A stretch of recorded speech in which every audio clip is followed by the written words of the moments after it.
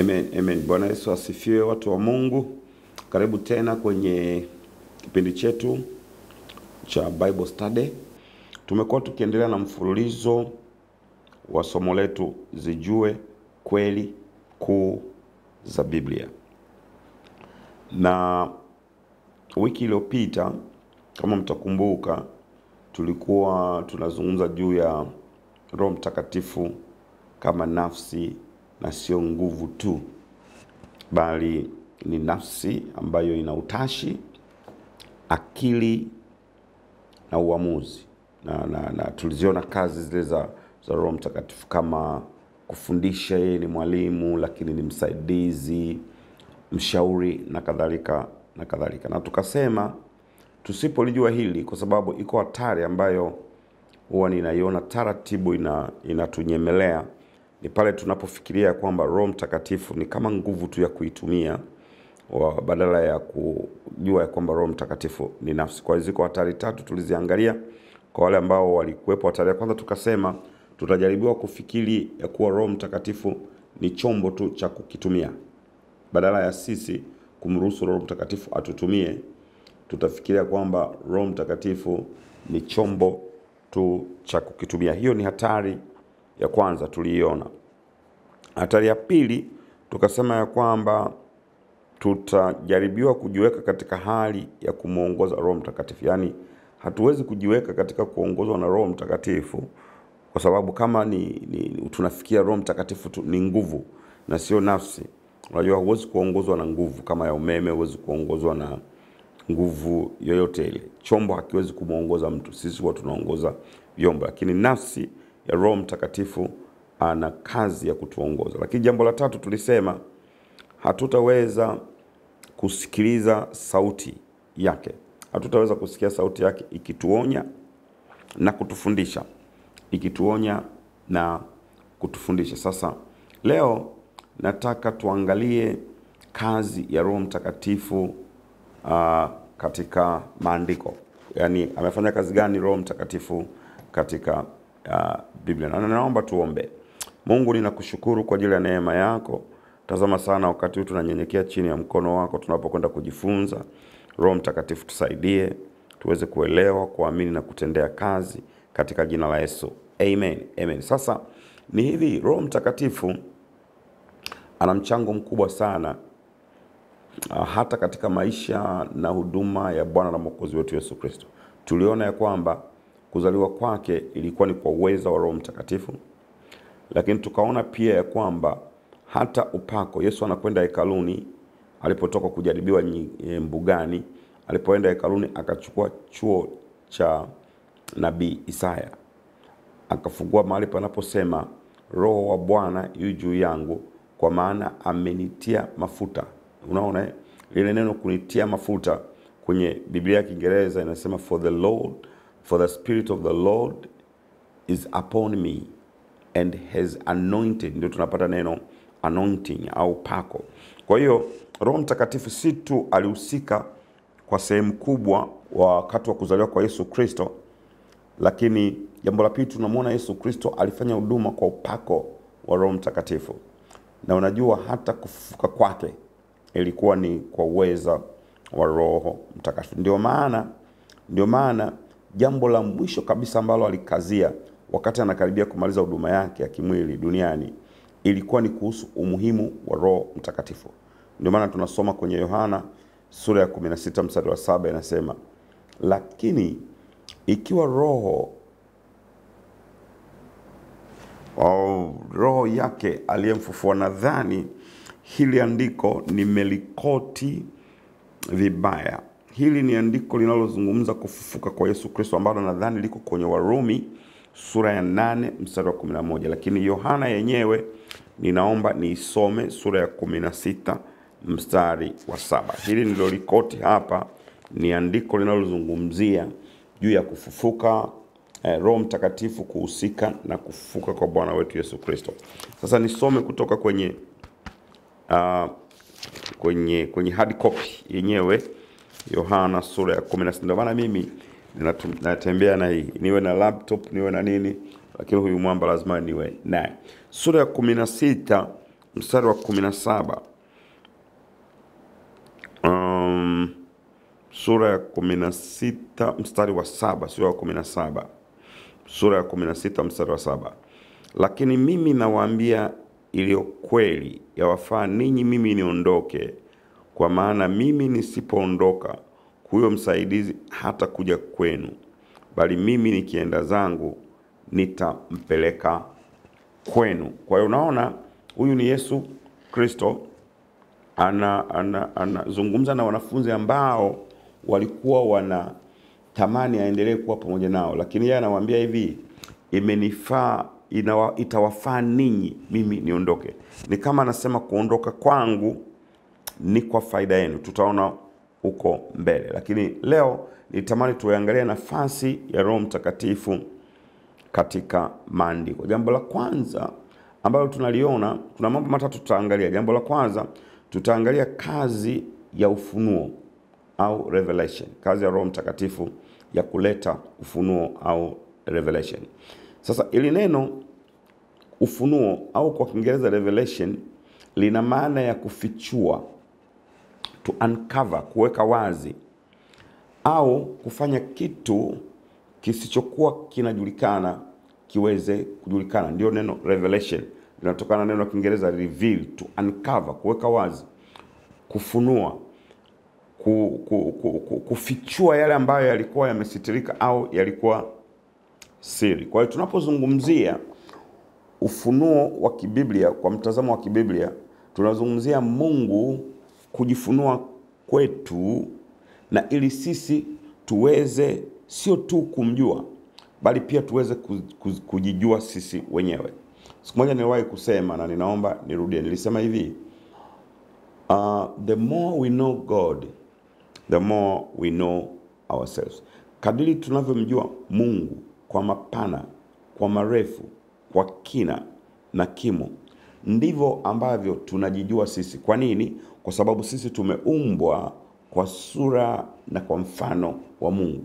Kwa hiyo the more we know God, kadiri tunavyomjua Mungu, ndivyo tunavyojijua sisi asili yetu, ya kwamba hivi kwa nini tumekujaje duniani. Unaona, asili yetu au chanzo chetu. Lakini si tu hivyo, tutajua hata kusudi la kuwepo kwetu duniani. Kwa hiyo ufunuo ni muhimu sana, na hiyo ni kazi ya Roho Mtakatifu. Ingawa kwenye mchakato wa ufunuo, wanatheolojia wanagawanya ufunuo katika maeneo mawili.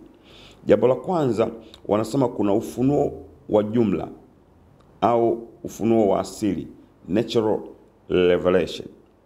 Yaani ni hivi, ukiangalia uumbaji wa Mungu, ukaangalia mito, ukaangalia bahari, ukaangalia milima, wanyama porini, everything, ukiangalia hivi vitu na ukatulia vizuri mahali fulani na kujiuliza, inakupa kufikiria kwamba kuna mtu au kitu au kiumbe ambacho kina akili kuliko sisi wote. Fikiria jua linachomoza mashariki, linazama magharibi.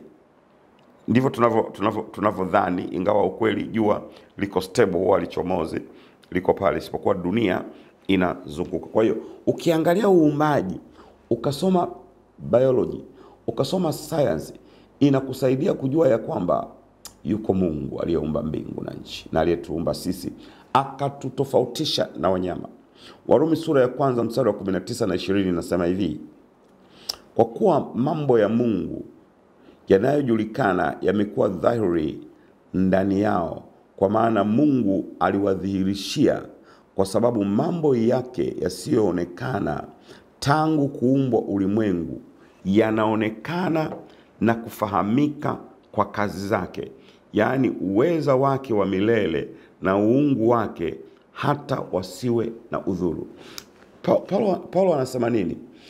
Ukisoma muktadha wa hili andiko kule juu, alikuwa anazungumza na watu ambao kana kwamba wanaishi kama vile Mungu hayupo. And then Paulo anajenga hoja, anasema hivi, yale mambo yasiyojulikana yamekuwa dhahiri. Yamekuwa dhahiri kwa namna gani? Kwa sababu ya uumbaji, the creation. Unaona, na kazi za Mungu. Ukiziangalia hizo kazi zinamfunua Mungu. Kwa hiyo huo unaitwa ufunuo wa jumla, general revelation. Lakini sasa ufunuo wa pili ambao sisi tutakwenda kudili nao sana, naomba mniwiradhi leo siko vizuri sana kwa sababu ya changamoto za vifaa ambazo tumekutana nazo hapa. Kompyuta yetu imepata shida, na tulipokuwa tunafuatilia kompyuta mpya kwa ajili ya kufanyia editing, tulazimu kuwa na 4 million. Kwa hiyo siko stable kidogo, lakini Roho Mtakatifu atanisaidia. Hallelujah. Kwa hiyo ufunuo wa pili ni ufunuo maalum ambao ni special revelation. Huu sasa tunazungumzia pale Mungu amefanya mchakato kwa njia ya Roho Mtakatifu ili kweli zake ziwekwe katika maandishi. Ndio hiki kitabu kinaitwa Biblia Takatifu. Unaona, Biblia Takatifu. Ukisoma Kumbukumbu la Torati sura 29 mstari wa 29, sikiliza unavyosema. Kumbukumbu la Torati 29:29 nasema hivi: mambo ya siri ni ya Bwana Mungu wetu, lakini mambo yaliyofunuliwa, unaona hilo neno, mambo yaliyofunuliwa ni yetu sisi na watoto wetu milele, ili tuyafanye maneno yote ya sheria hii.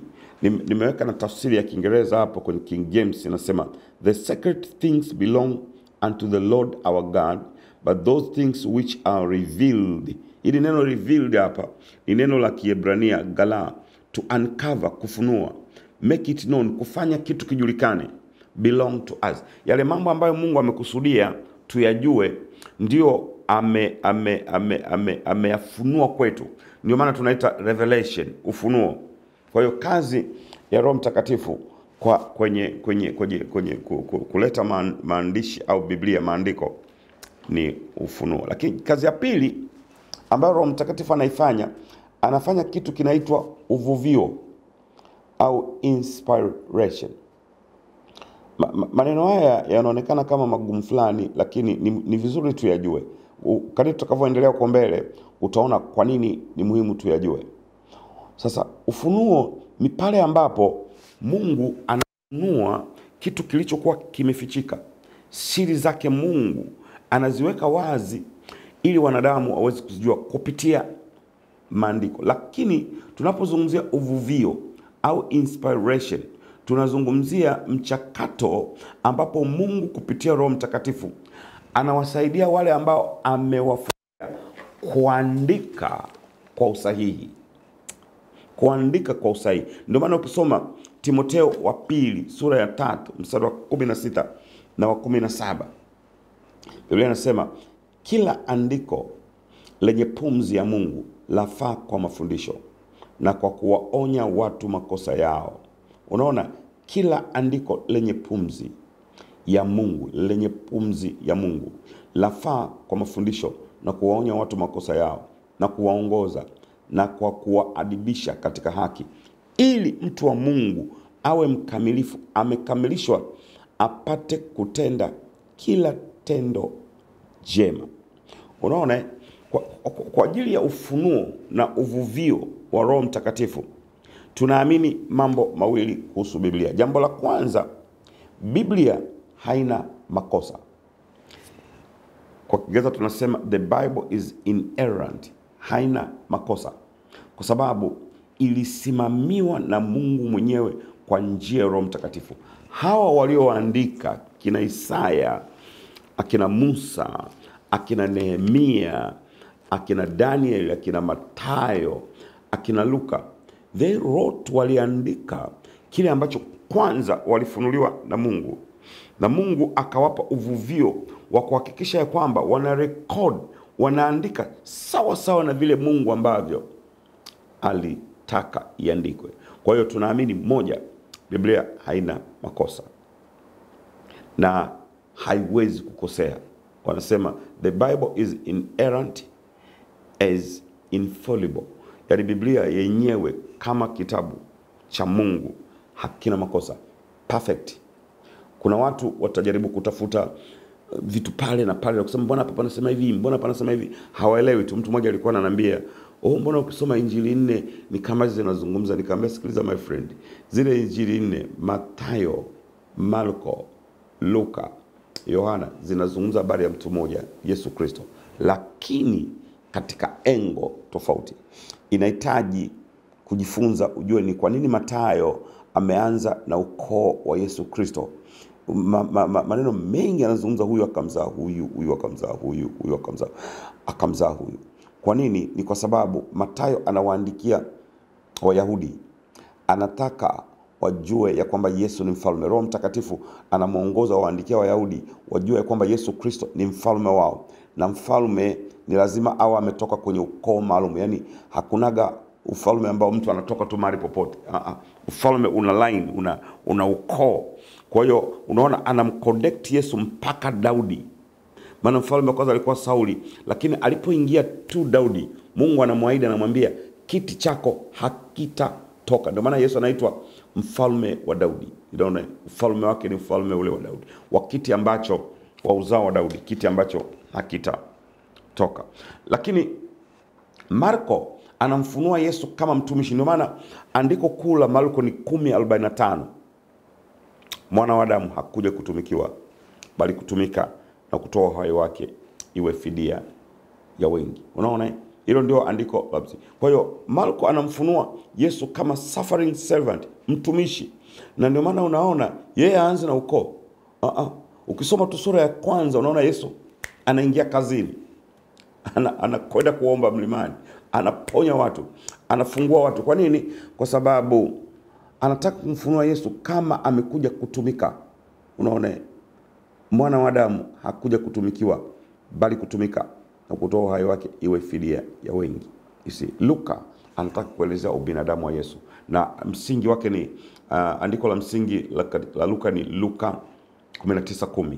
Mwana wa Adamu alikuja kutafuta na kuokoa kile kilichopotea. Mwana wa Adamu. Unajua hili neno mwana wa Adamu, unaona, maana yake ni mwanadamu. Ndio sisi tumekatisha tu mwanadamu. Unaona, au wengine wanaita binadamu. Neno binadamu linatokana na maneno mawili ya Kiarabu, bin Adam. Unaona, binadamu, mwanadamu. You see. Kwa hiyo unaona hivi vitabu vine, lakini Yohana yeye anataka kuzungumza uungu wa Yesu. Hapo mwanzo kulikuwa kuna neno, naye neno alikuwa kwa Mungu, naye neno alikuwa Mungu, wala pasipo yeye. I'm gaining strength now. Hapo mwanzo kulikuwa kuna neno, naye neno alikuwa kwa Mungu, naye neno alikuwa Mungu, wala pasipo yeye hakuna. Kwa hiyo unaposoma hizi injili 4, mtu asikushughulishe kana kwamba wao huyu kasema hivi, huyu kasema vile. Hapana, wanazungumza habari ya mtu mmoja, lakini katika engo tofauti. Bwana Yesu asifiwe sana. Kwa hiyo haya mambo mawili kwenye Biblia, kwa sababu ya ufunuo na uvuvio, Biblia haina makosa na haiwezi kukosea. Lakini jambo la pili, kilichoandikwa humu kwenye Biblia sio mawazo ya mwanadamu. Sio mawazo ya kina Yeremia, sio mawazo ya kina Ezekiel, sio mawazo ya kina Nehemia. Wao waliongozwa na Roho Mtakatifu waandike kile ambacho Mungu alikusudia. Na ndio maana Petro katika waraka wake wa pili sura ya kwanza anasema maneno haya. Waraka wa Petro wa pili sura ya kwanza mstari wa 20.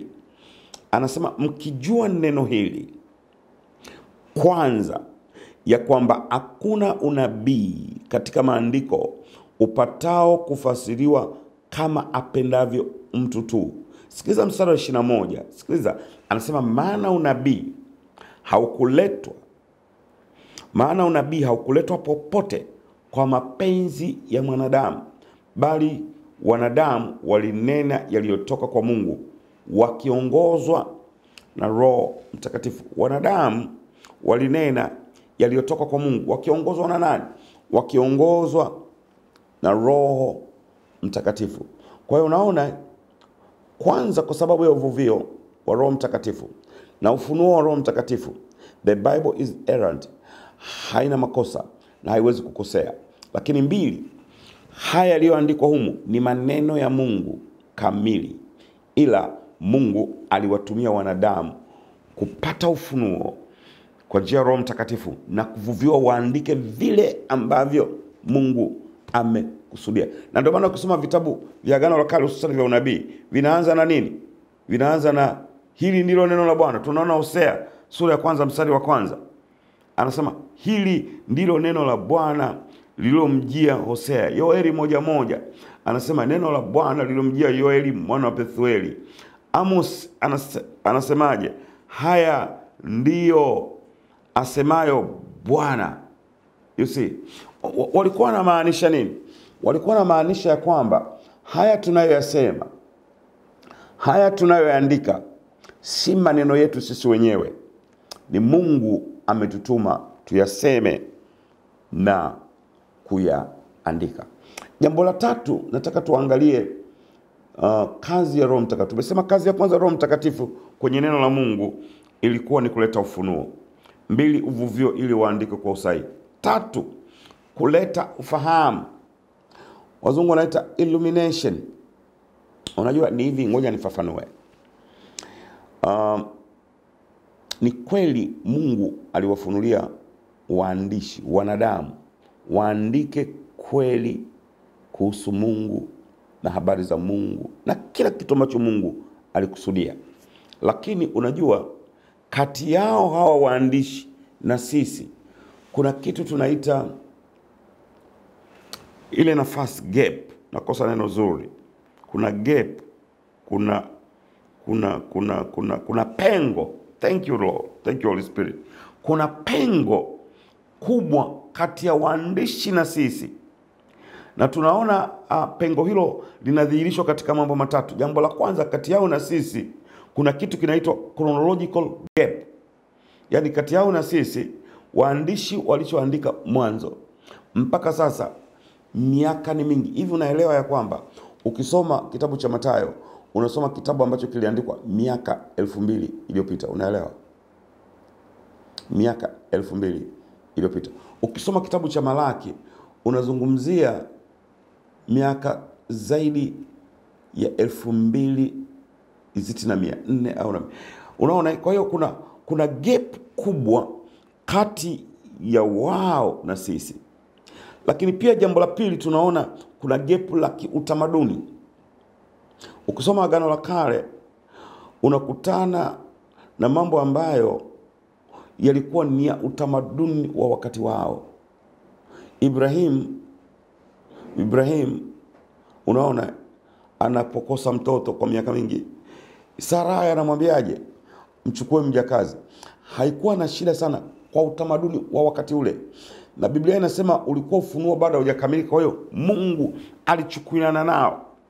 Lakini listen to me, namna ya uandishi wa wakati ule na wakati wa sasa ni tofauti sana. Unaona? Sasa ni hivi, najua Roho Mtakatifu ameweka mzigo wa baadhi yetu kujitoa na kujidhabihu kusoma ili kupunguza hilo gap. Lakini I'm telling you, inamhitaji Roho Mtakatifu ambaye alikuwepo miaka hiyo walipokuwa wanaandika. Alikuwa anajua kusudi la Mungu, aliwaongoza ili atusaidie tuweze kutafsiri Biblia kwa usahihi. Ndio kazi hiyo ya tatu ya Roho Mtakatifu.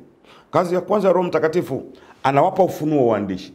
Kazi ya pili, anawasaidia waandike, anawavuvia waandike kwa usahihi. Kwetu sisi wasomaji, anatusaidia kutupa mwanga tuweze kujua ufunuo. Ingawa Mungu amejifunua kupitia ya maandishi, lakini yaliandikwa zamani sana kwenye utamaduni ambao haukuwa wetu.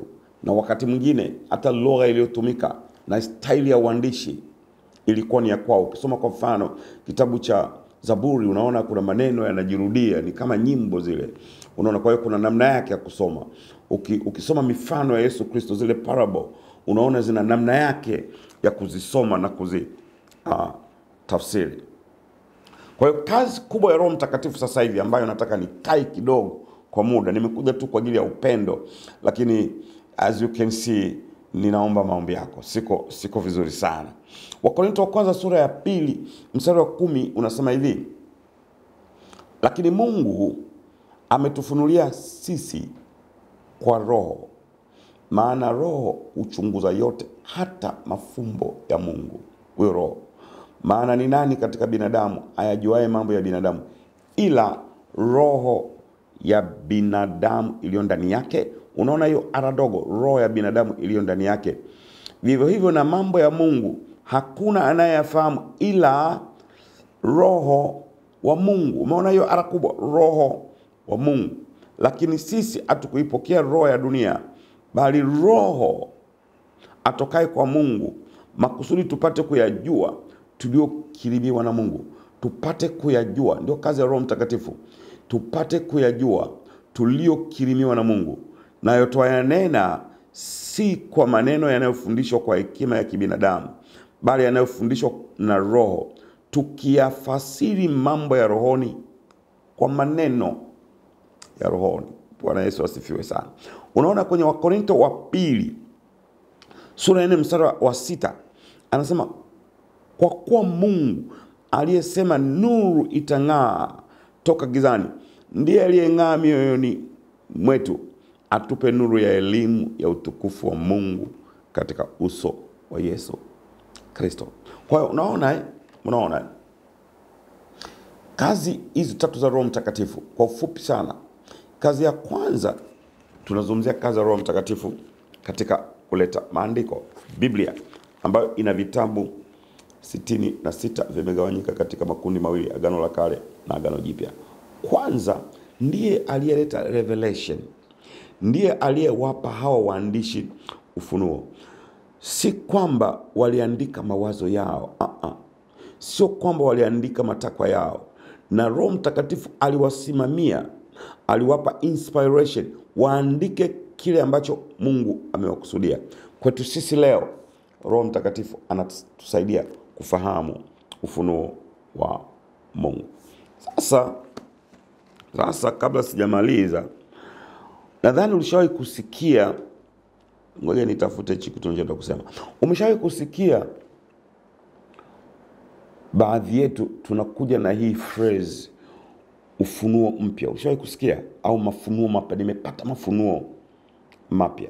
Kuna wakati watu wakisema hivyo, mimi huwa sielewi wanamaanisha nini hasa, kwamba kuna kitu kipya ambacho Mungu alikuwa hajakifunua humu na sasa amewafunulia wao, au namna gani? Kwa sababu vingine ukivasikia wanavyosema, unaona kabisa havimo hata humu. Havimo kabisa. Lakini anakuambia it is new revelation, ni ufunuo mpya. Unaona, ni ufunuo mpya. Yaani mtu anakuja anasema Bwana amenipa ufunuo. Unamuuliza ufunuo gani? Anasema ufunuo mpya. Nieleze sasa. Anasema Bwana amenipa ufunuo ya kwamba mafuta ya karafuu ya Zanzibar yana upako maradufu, yana upako mara mbili. Unasikia? And then unaanza kujiuliza, okay, Mungu alisahau kuandika humu hiyo au namna gani? Unaona? Inaanza kuleta nini? Maswali. Did God forget? Mungu alisahau? Mpaka leo atuletee ya kwamba sasa kuna nguvu katika mafuta ya karafuu kutoka Zanzibar. Na bahati mbaya sana hayatolewi bure. Yanauzwa. Ndio changamoto naiona. Mafuta ya karafuu kutoka Zanzibar yana upako. Bwana amenipa ufunuo mpya. Sasa unajiuliza, Kaganga, Mungu alisahau? You see?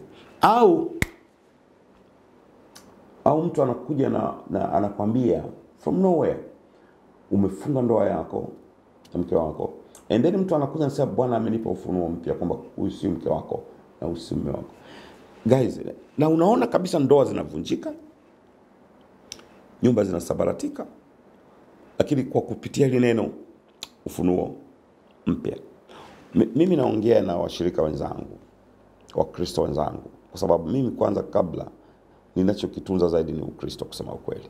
Habari ya title mchungaji, askofu, mwalimu, it's not my issue, si kitu changu kikubwa zaidi. Lakini jambo la kwanza, mimi ni mshirika mwenzenu, ni Mkristo mwenzenu, ni muamini mwenzenu. Kwa hiyo ninaongea na waumini wenzangu. Ni hivi, nyakati tunazoishi sasa, kama kuna ushauri ambao unatakiwa kuondoka nao leo, nyakati tunazoishi na sasa, ni vizuri uwe mtu muungwana kama Wakristo wa Beroya. Wakristo wa Beroya walikuwaje? Ukisoma Matendo 17:11 inasema hivi, watu hawa walikuwa waungwana kuliko wale wa Thesalonike. Kwa namna gani? Kwa kuwa walilipokea lile neno Kwa namna gani? Kwa uelekevu wa moyo. Walilipokea lile neno kwa uelekevu wa moyo. Halafu inasema wakayachunguza maandiko kila siku. Wakayachunguza maandiko kila siku, waone kwamba mambo hayo ndivyo yalivyo. Daktari Luka ambaye anaandika kitabu cha Matendo ya Mitume, anawaita watu wao waungwana. They are very smart, watu wenye akili, watu watulivu. Walisikiliza kwa uelekevu na kwa moyo. And then wakayachukua hayo maneno wakayaweka ndani ya mioyo yao. Kwa sababu kwenye Biblia ya Kiingereza lile neno kuchunguza, anasema these were more noble than those in Thessalonica. In that day they received the word with all readiness of mind and searched. Akrino kwa Kigiriki, to scrutinize, to discern, kupambanua, kujaribu kufahamu ya kwamba hivi wanachokisema ni kweli. You see? Kwa hiyo siku hizi tunaishi nyakati ambazo tunabidi tuwe kama watu wa Beroya. Unaona? Ni kweli kabisa, nimwambieni ukweli. Mungu angetaka kutufunulia injili nyingine, injili ya Askofu Kaganga, angeweza. Lakini sikiliza alichokisema kwenye kitabu cha Ufunuo, sura ile ya 22, mstari wa 18. Anasema hivi: namshuhudia kila mtu asikiaye maneno ya unabii wa kitabu hiki. Kila mtu yeyote akiyaongeza, Mungu atamuongezea hayo mapigo yaliyoandikwa katika kitabu hiki. Hairuhusiwi kuongeza. Na mtu akiondoa lolote katika maneno ya unabii wa kitabu hiki, Mungu atamuondolea sehemu yake katika ule mti wa uzima na katika ule mji mtakatifu ambao habari zake zimeandikwa katika kitabu hiki. Sasa nisikilize mtu wa Mungu, sio ajali, sio kwa bahati mbaya kwamba maneno haya yanasemwa kwenye sura ya mwisho ya kitabu cha mwisho cha Biblia, kwa sababu Ufunuo ni kitabu cha mwisho. Sura ya 22 ni sura ya mwisho. It's not by chance, sio kwa bahati mbaya. Roho Mtakatifu anaandika kwa makusudi ili watu wasiongeze wala kupunguza. Ufunuo ulikuwa complete, ulikamilika kule ambapo Yohana alipoandika pale Patmo. Alipoandika tu kitabu cha Ufunuo, kile akaweka na siri, akaweka na muhuri. Awezaye kuzifungua muhuri hizo ni Yesu peke yake. Kwa hiyo anasema namshuhudia kila isikiaye maneno haya, usiongeze wala usipunguze. Kwa hiyo kazi yetu ni kumwomba Roho Mtakatifu atusaidie tujue huu ufunuo wa Mungu ambao mimi nikwambia ukweli, hata ukae miaka mingapi hutakaa uijue Biblia yote. Kila siku tunahitaji kuwa wanafunzi wa Roho Mtakatifu ili atusaidie tuweze kumjua Mungu kwa mapana, kwa marefu, kwa kina, kwa kimo. Kwa nini? Kwa sababu huyu Roho Mtakatifu ndiye aliyewasaidia waandishi kuandika, ndiye aliyewavuvia, na anaweza akatupa mwanga wa kuijua hiyo kweli ya Mungu. Roho Mtakatifu, watu wa Mungu, sio tu kwa ajili ya kunena kwa lugha. Roho Mtakatifu amekuja ili kuleta mwanga tuweze kuijua kweli ya Mungu. Sasa anapotusaidia kuzijua kweli za Mungu ambazo nyingine zimefichika unaposoma, hauwe ufunuo mpya. Kwa mfano, nikupe mfano mdogo ninapomaliza. Nishawahi kuutoa nafikiri hapa au si magari. Nikasema hivi, kuna wakati nilikuwa nasoma kisa cha Mungu anamtokea Musa baada ya wana wa Israeli kukaa utumwani kwa miaka 400. Anamwambia Musa, ninakutuma nenda kwa Farao. Kama wewe msomaji Biblia unafahamu ya kwamba Musa ni kama alikata akifikiria uwezo wake, akawa anauliza maswali mengi, wakiniuliza niseme mimi ni nani, je unanipa ishara gani? And then baada ya mazungumzo marefu, Musa alienda na nani? Na ndugu yake Aaron. Sasa walipofika pale, ishara ya kwanza walipofika pale, unaona, akatupa fimbo. Ile fimbo ikageuka kuwa nyoka. wachawi wa Misri nao wakatupa fimbo zao na zenyewe zikageuka kuwa nyoka. Sasa wakati nilipokuwa ninasoma, ni kama Roho Mtakatifu alileta ufahamu ya kwamba hebu angalia kuhusu fimbo. Ikanifanya nirudi nyuma nisome utamaduni. Nikasema hivi, haya mambo yaliandikwa wakati mwingine. Hawa wachawi wa Misri ambao ndio walikuwa ni kama baraza la mawaziri la Farao. Fimbo zilikuwa ni ishara ya authority, ishara ya mamlaka. Na ndio maana Mungu anazichallenge zile fimbo. Alipoitupa fimbo ikageuka nyoka, na wao wakatupa kuonyesha kwamba na sisi tunayo mamlaka, na sisi tunaweza, na sisi tunazo nguvu, kama tumiujiza na sisi tunayo. What happened? Roho akanambia, angalia, fuatilia vizuri. Baadaye fimbo ya Haruni ikazimeza zile fimbo za wachawi. Na baada ya kuzimeza zile fimbo za wachawi, akanyanyua ile fimbo ikageuka ikawa fimbo. Roho akanambia, kuna kitu angalia vizuri hapo. Hawa jamaa walirudi nyumbani bila fimbo. Praise Jesus. Walirudi nyumbani bila mamlaka. Mungu aliwathibitishia ya kwamba hamna mamlaka ninyi. Hii ni michezo ya kitoto. Iko mamlaka ipitayo mamlaka zote. Liko jina lipitalo majina yote. Kwa hiyo unaona, wakarudi hawana fimbo. Sasa siwezi kukurupuka nikasema, jamani nimepata ufunuo mpya. Jamaa walirudi nyumbani bila fimbo. No, nimepata understanding, nimepata ufahamu. Roho Mtakatifu ameweka mwanga kwenye lile neno. Nilipokuwa nasoma, akashedi the light. Akanambia, angalia vizuri, soma taratibu, tafakari. Nikaona jamaa wamerudi nyumbani bila fimbo.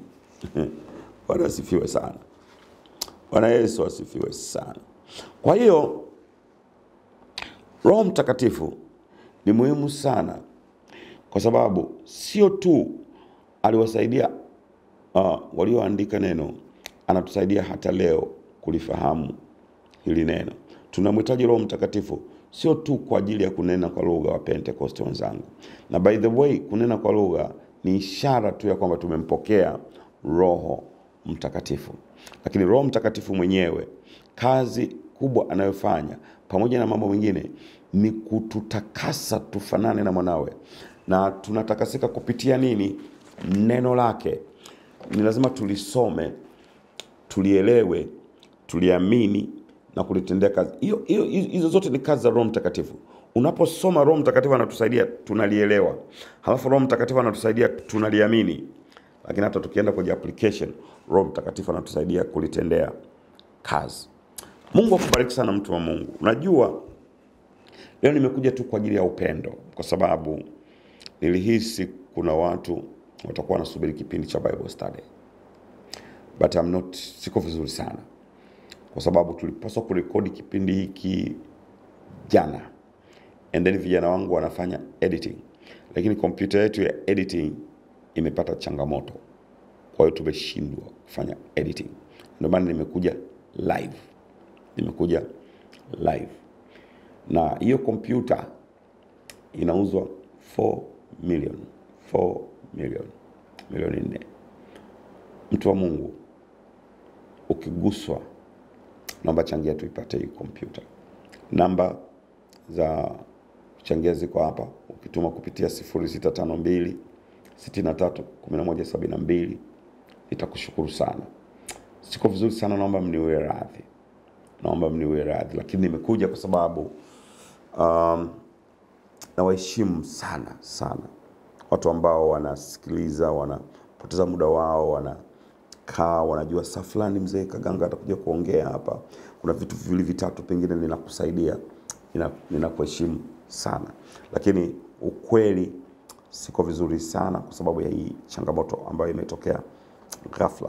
Na kwa maana hiyo, tusipokuwa na hiyo kompyuta tutapata kazi kidogo. Maana vipindi vingi tuna rekodi and then vinafanywa editing. Vipindi vichache sana huwa nakuja live, kwa mfano kile cha Jumamosi cha maombi na maombezi. Lakini dawati la uongozi natakiwa ni kazi kubwa sana kuandaa masomo, and then ukishaandaa masomo uyafanyie editing mwenyewe, kwa maana ya kuweka sawa, endeni uje hapa, endeni vijana nao waigize kwenye kompyuta, wafanye editing, waweke maandiko. Tunahitaji vitendea kazi.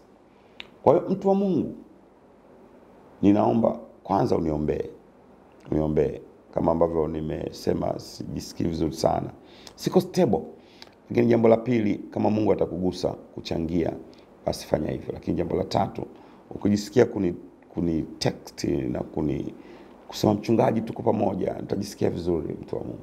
Kwa sababu tunapohubiri huwa hatujui nani anatutazama huko. Mbele yangu kuna cameras hapa na vijana wa cameras.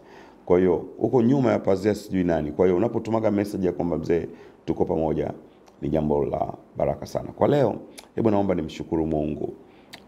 Ninaamini Mungu atafungua mlango, lakini ukiguswa, please tafadhali changia tupate hiyo kompyuta, na sadaka yako itakuwa ni ya maana sana. Iwe ni 10,000, iwe 20, 50, 100,000, whatever, kile ambacho Bwana atakugusa ili tupate hiyo kompyuta ya kufanyia editing, itakuwa ni jambo la maana sana. Mungu, ninakushukuru kwa ajili ya neema yako.